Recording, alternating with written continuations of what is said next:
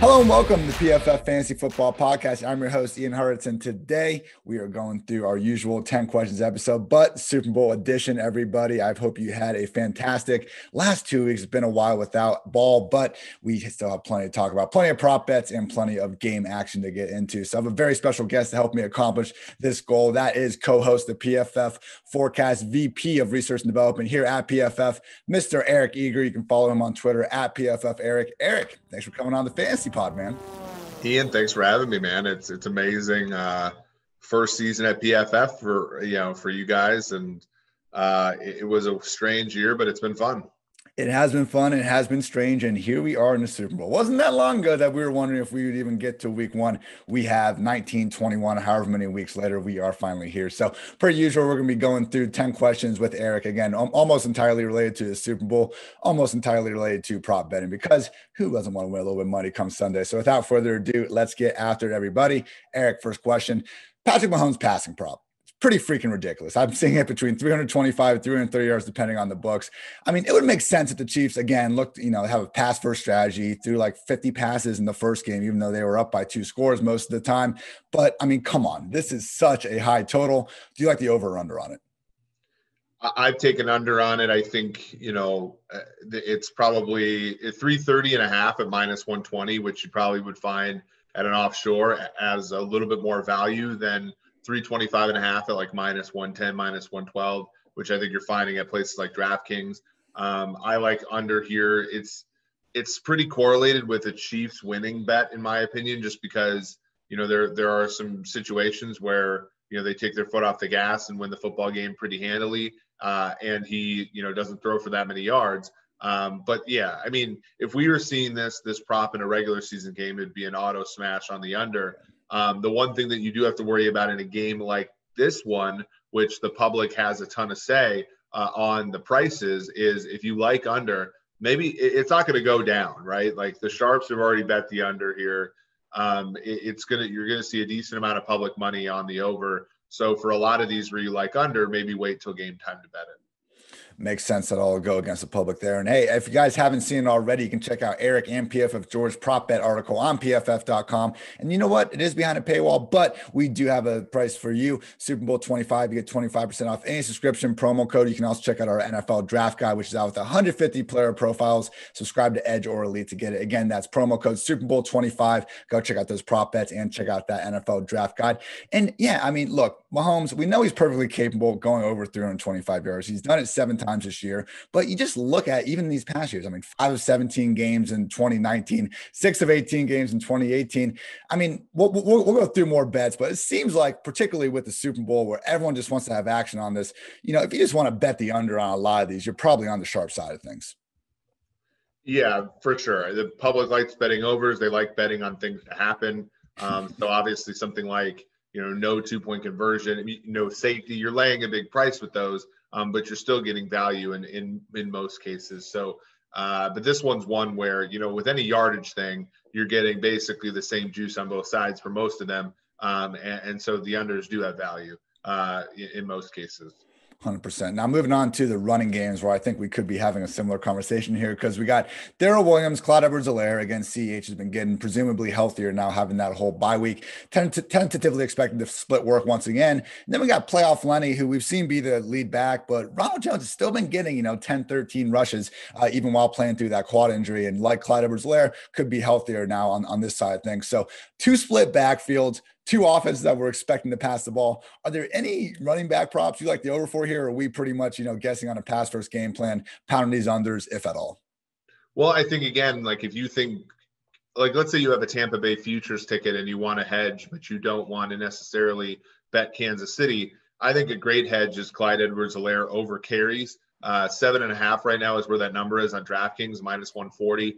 I think this is going to be an Edwards-Helaire show. I think he's healthy. There's obviously, Kansas City's not immune to trying to justify the draft pick by playing him a lot in a big spot. I think Williams is going to be, I'm under on Williams on rushing stuff and over on Helaire on rushing stuff, just because I think he's, Edwards-Helaire is going to be the player in the backfield for the Chiefs. I'm less sure about Tampa Bay, but I think I think they're just going to ride Lenny the way that they have, which, again, if you think the Bucs are going to win this game, maybe it's one of those where you bet, let's say you have a Chiefs futures ticket, maybe you want to bet Lenny over carries as a hedge instead of betting Tampa Bay fully, because there are situations where Tampa is going to try to run too much and fail, in which case, again, you can sort of get a middle here, or Tampa Bay wins the football game and they run the ball to Leonard Fournette later in the game. And again, you would win that bet and be able to hedge off the Chiefs futures. There's also, again, if you have Chiefs futures, we've seen this song and dance before where Chiefs get behind, the other team sort of gets into a shell, and Chiefs come back and win and cover possibly. And then you get the Leonard Fournette over carries and as well as your Chiefs win. So there's a bunch of different tentacles there. I think I'm more certain about the Chiefs backfield, weirdly, than I am about Tampa Bay's. But I do think Lenny's going to get the majority of the carries here, even if Ronald Jones is the better running back. It seems like Lenny is the favorite to actually lead the game in rushing, which is always a fun prop. And, we've seen PFF Moo had a great article go up, just talking about how persistent the Bucs can be on running when it is 1st and 10. Do you think Fournette deserves to be the favorite for that? Or do you actually like the value maybe with Clyde Edwards-Helaire? I think the value with Edwards-Helaire is there. In fact, I think one of the bets I did make was Leonard Fournette more than Darrell Williams at minus 159. I think that has value, but as far as for the game's concerned, there's a chance Edwards-Helaire has a pretty good football game, even with Tampa Bay's rush defense the way it is, just by volume and just by, again, game script. If Kansas City gets out ahead here, it might be a situation where no one runs the football and it's a scrum for those yards, and Edwards-Helaire probably the most likely of the Chiefs to say bust off a 15-yard run and put himself in an advantage there. And I feel like we saw over the past 2 postseasons when Damian Williams was healthy, like he would be more of a committee back during the regular season, but they had no qualms about giving him, this 80-90% snap rate when it was, in playoff mode. Obviously, Clyde's been banged up, but with that extra week could be healthier and be ready to take on that big role. I like it. All right, question number 3. I don't want to steal George's thunder here. I know he's, prime Mr. Quarterback in the rushing prop department, but there might be some value in that exact department because Tom Brady's over-under carries rest at 2.5. You can get over under 0.5 rushing yards, with plus 155 value. You're just praying he's not ever going to take a kneel. Also, Mahomes' rushing yards total is at 19.5. Are you interested in any of these? Because I feel like, just based on what we know of Brady sneaks and Mahomes' foot potentially be a factor, there might be some value here. I do think I like the Mahomes rush over. I actually have a ticket at 18-1 for him to be the first player to score in this game. Turf toe is one of those, again, where, like we talked about this on the live show last time, but like turf toe is one of those where I think it affects the player more early in the season. Now it's sort of a pain tolerance thing. And, with the amount of man coverage, that could be run here, the aggressiveness, that Tampa runs on the back end, as well as, the occupation of the linebackers, David and White, on running backs and tight ends, specifically Travis Kelce. I think there's going to be an opening for Mahomes to run the football here. With Brady, I probably would only go over because it's a plus price. And I don't know if you don't think Tampa's going to win, you're basically banking on a kneel down at the end of the first half, which Bruce Arians didn't seem to want to do against Green Bay last week. So to me, I'm off Brady's rushing props. I am a little bit on Mahomes overs rushing props, just because I think that the toe will affect him less than people think. Yeah, Mahomes has scored on the ground in 4 of his 7 playoff rushing games. It does seem like that first rushing touchdown prop, and I've just seen it for years, they don't quite bake in the ability for rushing quarterbacks to find their way into the end zone enough. And, we have seen it led to him getting injured, but over the past year, particularly near the goal line, they are more than fine using Mahomes in the read option, speed option type formats of the game for sure. All right, so you're looking at every single prop, looking for value. It's why you're profitable with it. I get it. That makes sense. But it's the Super Bowl, man. Let's have a little bit of fun here. Are there any degenerate special pregame, postgame type props you're looking at? Because for me, I am pounding that under on 1 minute, 59 seconds National Anthem. I know my family's going to look at me weird when I have the stopwatch out, but I'm living for that moment. I want to get the booty right before the game. Any pregame or postgame props you feel even a little bit good about? Here's what I would say. There was a Super Bowl in Tampa Bay in 1991, 20 years ago, 30 years ago right now. No, 30 years ago now. The United States was in the Gulf War. people entering the stadium needed to go through metal detectors, all that. And Whitney Houston gave one of the most inspirational national anthems of all time. It was 2 minutes and 15 seconds. Ooh. Well, our country, I can't remember. I haven't gone back as far as 2001, but like 2001, probably the closest thing to what we're going through now. Our country's gone through a really rough year as far as COVID, as far, all these kinds of things. It's a duet, which again, I don't know, like that adds some I think tail risk to an under here. I would go over, if anything. Whitney Houston, the year in Tampa, is 215, and heralded as one of the best anthems of all time. I'm just going to bet the over. I bet under last year at one easily. I think under is almost always the right play. This year, I'm going to be a little bit contrarian and bet over on the anthem. Man, if Jasmine Sullivan does come out trying to pull a Whitney, that would be deserved. I did not consider the patriotic angle probably as much as I should have, so I'll give you that one. I do wonder, though, we got the co-singer, Eric Church. This dude said in an interview like 5 years ago, he didn't even think he had the vocal challenge or the vocal capabilities to take on a challenge like the national anthem. I think he speeds it up. I think Jasmine holds out, does a great job, comes in at 159. We'll see, Eric. You might have your PhD there, but I don't know. I'm feeling good about my research of Jasmine going out 138 at a 2016 NHL hockey game. We'll see how that happens. Either way, I'm happy to hear that we'll both have our stopwatches out for that one. All right, so question number 5. Touched on it a little bit with Patrick Mahomes, but the first touchdown prop is always a lot of fun. We got to kind of look at who's most likely to score from each offense and also maybe who's most likely to get the ball first. Give me your top 2 values for who will score the first touchdown of the Super Bowl. I think people like Kelce. That one's not a bad one. I have some Mahomes at 18-1 to run the football. He did it last year. I don't think that's going to detract or add to it this year, but it certainly is likely. Here's the tricky thing though. If you like a Chief, and I'm going to sort of answer your question with a different answer.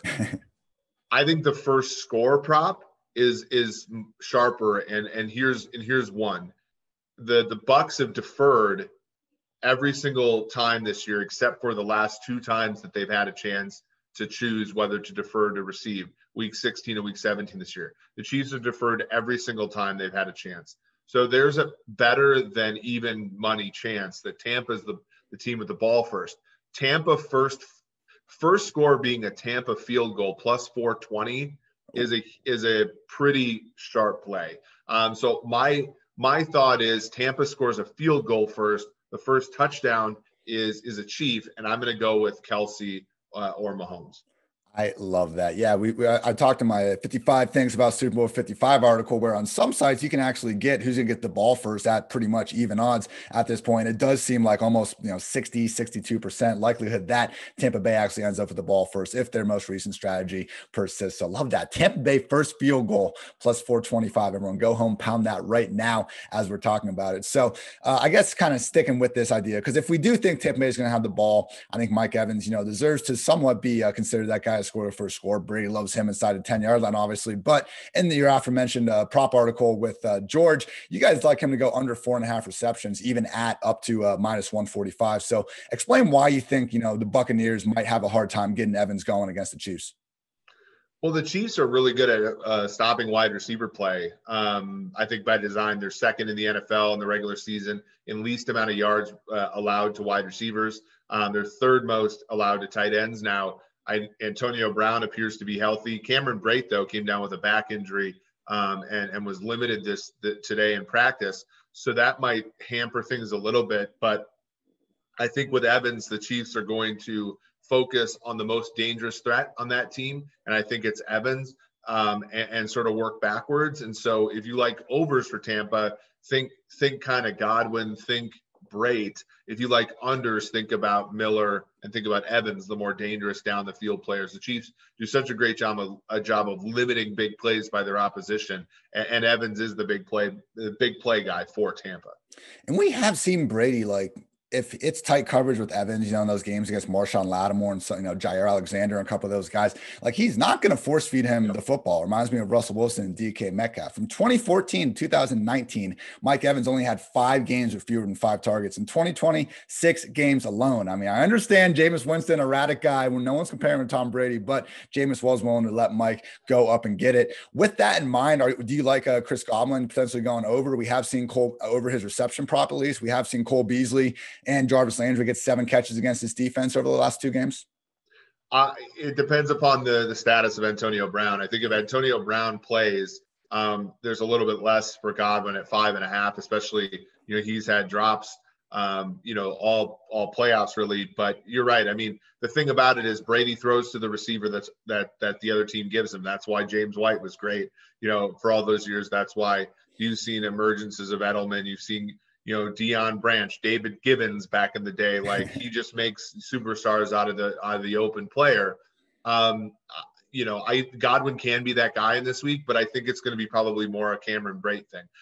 Matthew might be the player that plays over the top of Godwin more often, with Juan Thornhill sort of bracketing now healthy Evans, and then you're really hoping that, let's say, L'Jarius Sneed can stop Antonio Brown. And linebackers like Neiman, a weaker group of linebackers stopping the tight end. I think, to me, that trickles down to the Gronks and the Brates of the world. Public loves Gronk. I think Brate might be the one that ends up being the over here in the Tampa Bay passing offense. Hopefully that back injury is nothing that's going to keep him off the field for sure. All right, I want to talk a little bit about the Super Bowl MVP. 8 of the last 11 have gone to a QB, and the 3 times that it didn't happen, low-scoring affairs, and the Seahawks just blowing the Broncos out of the freaking water and, just not even keeping that one close. So would you recommend bettors don't even mess around with the money line, just bet Mahomes MVP or Brady MVP if you want to go that route? I think that there's evidence that, I mean, if the Bucs win this game, is there any way Brady doesn't get MVP? No, I don't think so. Like I just, it's really hard. And last year, one of the things, I was on Kansas City, but I did bet a decent amount Garoppolo MVP. And we all know, that game, the way that it played out last year, Garoppolo is the MVP if the Niners win the game. Like the NFL is a weird thing now, in the sense that to win this football game, if there's any competence at all in both offenses, the winning team is going to have to perform well on that side of the ball. And it's almost impossible to perform that way on that side of the ball if your quarterback plays poorly. And if your quarterback plays well, he's going to end up with numbers that compare to old MVPs of this game, right? Troy Aikman in 92, right? Passing numbers are so inflated that even an average game, like we saw from Mahomes last year, 2 interceptions, but 3 total touchdowns. Like that's a walk in the park for Mahomes, but it's an MVP year relative to the other 54 Super Bowls. So we talk about back then, the Seahawks, I think that's a longer way ago, but 2015, one of those offenses just didn't belong in that game, right? Denver, and even though they won, they had to use their defense to win that game in Denver. So that's kind of where I'm going. Mahomes at -120 is a pretty good bet if you like the Chiefs, because you're laying 49 fewer cents than what you would if you were Kansas City. And again, you look at that and say, okay, where's the games where Mahomes plays like crap and the defense, rescues him? I don't think that's that big of a sample of games, given the quarterback on the other side is Brady. Yeah, and I mean, looking at Brady, the only 2 he has, 1, 2 Super Bowls where he hasn't been MVP. And that was that Rams debacle, 260 yards, no touchdowns. And then also he went 236 yards and 2 touchdowns in their 3rd Super Bowl win, where, Deion Branch, I mean, even him, we replayed that game in 2020, Brady could have easily walked away with the MVP award. So yeah, man, I mean, Damian Williams did everything he needed to last year and just didn't get it. And then to your point, if you had a Damian Williams ticket last year, you should have been upset. Exactly. Everything went wrong that needed to go wrong for Mahomes to not win the MVP, and he still won it. I'm with you. It doesn't look, the guy puts up big enough numbers. Yeah, 120. Patrick Mahomes, screw that 3 points. Go ahead and go with the Super Bowl MVP odds for sure. All right, so we talked about the ways in which the Chiefs might try to defend Evans, how that could lead to a bigger game for some of these other receivers. Now, do you see the Buccaneers making any wholesale adjustments after just getting freaking blown out the stadium by Tyreek Hill in that first quarter? And if so, do you like any corresponding props for Travis Kelce or another receiver? Yeah, I mean, the reports are that Levante David is going to cover Kelce. Now, David's been slowed by hamstring injuries over the past week. He's also graded just a 42 when covering tight ends versus a 91.7 when covering running backs. I think Kelce's presence makes everybody on that Tampa Bay Buccaneers defense worse. Kelce's at 8.5 right now. So that's a really tough one. I would more or less, I bet him at 13-1 to win MVP. Just kind of on our last discussion, it's like, that I think that's a good enough number. But I think Kelce, his over right now, 8.5 catches, I think it was plus money the last time I looked. That's a steep climb, but it might be the climb that the Chiefs need. It might just be too big of a price for me.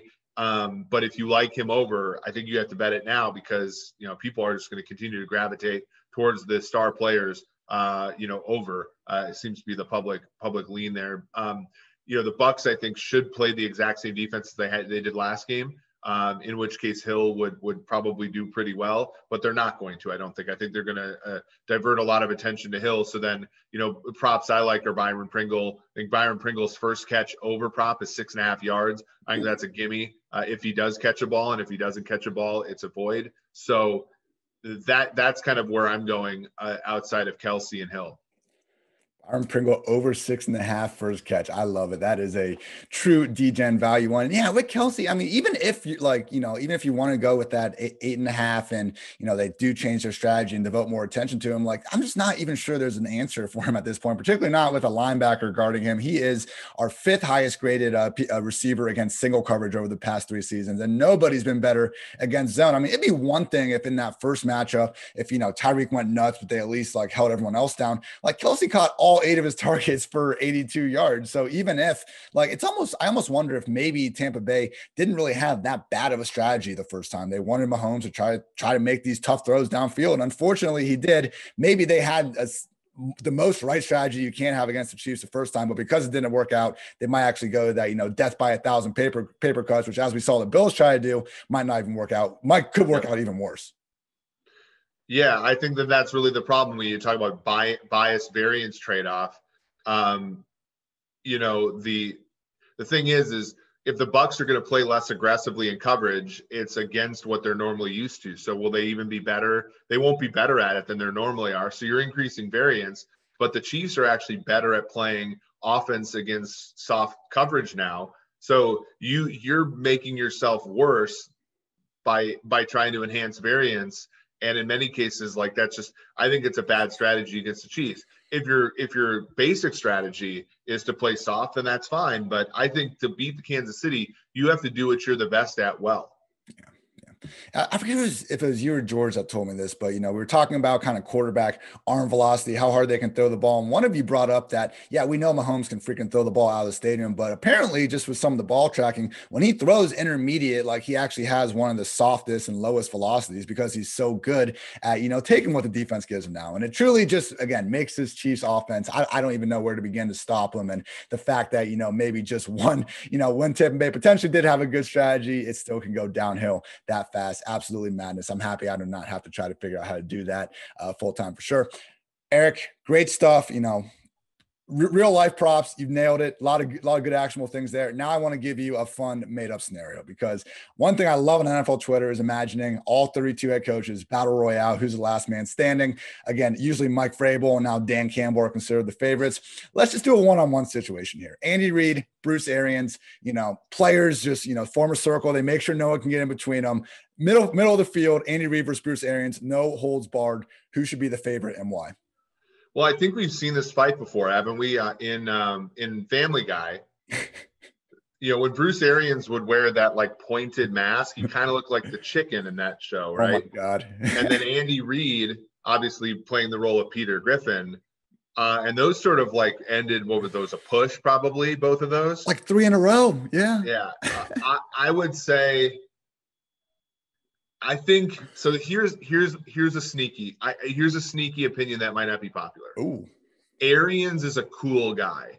I think that coolness is sort of masking some, the fact that he might not be as crazy as you need to be to win a fight against somebody like Andy Reid.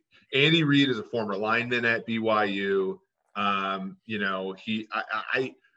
I want to say that Arians wears the fedora and the glasses, and he gets along with his players, as sort of as a means by which to get people to have his back in a situation like this. If he has to go mano with Reid, I'm going to go with Reid.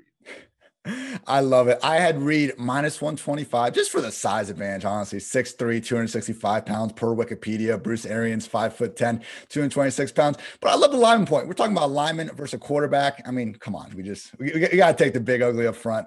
I love it. Give me Andy Reid as well. Eric, last question. Short and sweet, exact final score prediction. 38-24. Chiefs, I'm assuming. Yeah. Kansas City. I love it. Yeah, I will also be laying that Chiefs -3. I got 31-21, 1 point off last year. We'll see. Both expecting a double-digit win. That's going to do it, everybody. Thank you, as always, for tuning in to PFF Fantasy Football Podcast. Again, please follow Eric on Twitter. You're going to find some interesting stuff, some articles, some funny stuff. Truly love Eric's game-by-game tweets as we get through Sundays. Follow him at PFF_Eric. Eric, got anything you want to pimp out before we get out of here? I had a fun article about Shaq Barrett as he goes up against the Chiefs O-line this week. It'll be an interesting case study in, what the Super Bowl does to somebody's free agency stock. But yeah, other than that, as you said, just follow me on Twitter. I think hopefully I'll be sober enough to tweet during this game. But if not, I'll probably take my own Twitter away. This is funny, and we haven't done this podcast before, and I really enjoyed it. Yeah, brother. Thanks for coming on. And I really wish we could have an extra little thing added to in-game tweets, because we want to throw around crazy opinions in game after having 10 drinks or so. And you know what? I don't want to be held to those on, Monday or Tuesday morning when I'm sober, but that's something we'll try to figure out for another day. Again, follow Eric on Twitter at PFF_Eric, and check out the PFF Forecast if you have not already. Obviously, one of our great podcasts under the PFF Network umbrella. He's Eric. I'm Ian. This has been the PFF Fantasy Football Podcast. And until next time, take care, everybody.